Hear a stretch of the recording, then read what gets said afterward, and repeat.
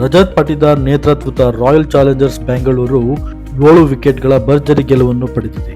ಪಂಜಾಬ್ ಜೊತೆಗಿನ 37ನೇ IPL ಪಂದ್ಯದಲ್ಲಿ RCB star batter Virat Kohli ಮತ್ತೊಂದು ಅರ್ಧಶತಕವನ್ನು ಬಾರಿಸಿದ್ದಾರೆ. ಈ ಮೂಲಕ ಆಸ್ಟ್ರೇಲಿಯಾದ ಮಾಜಿ ಕ್ರಿಕೆಟರ್ ಡೇವಿಡ್ ವಾರ್ನರ್ ಅವರ ರೆಕಾರ್ಡ್ ಅನ್ನು ಬ್ರೇಕ್ ಮಾಡಿದ್ದಾರೆ.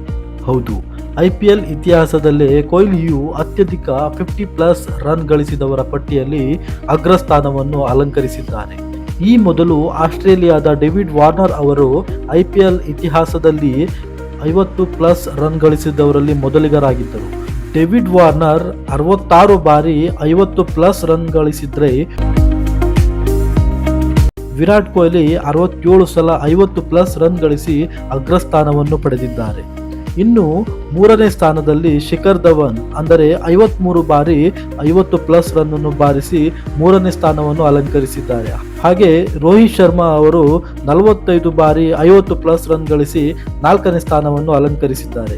ಇದಾಗಿತ್ತು ಸ್ನೇಹಿತರೆ, ಕೊಹ್ಲಿ ಅವರು ಡೇವಿಡ್ ವಾರ್ನರ್ ಅವರ ಐತಿಹಾಸಿಕ ದಾಖಲೆಯನ್ನು ಬ್ರೇಕ್ ಮಾಡಿದ ಸ್ಟೋರಿ. ಮತ್ತೊಂದು ಇಂಟ್ರೆಸ್ಟಿಂಗ್ ಸ್ಟೋರಿಯೊಂದಿಗೆ ಬರ್ತೀನಿ. ಅಲ್ಲಿಯವರೆಗೂ take care, bye, thank you.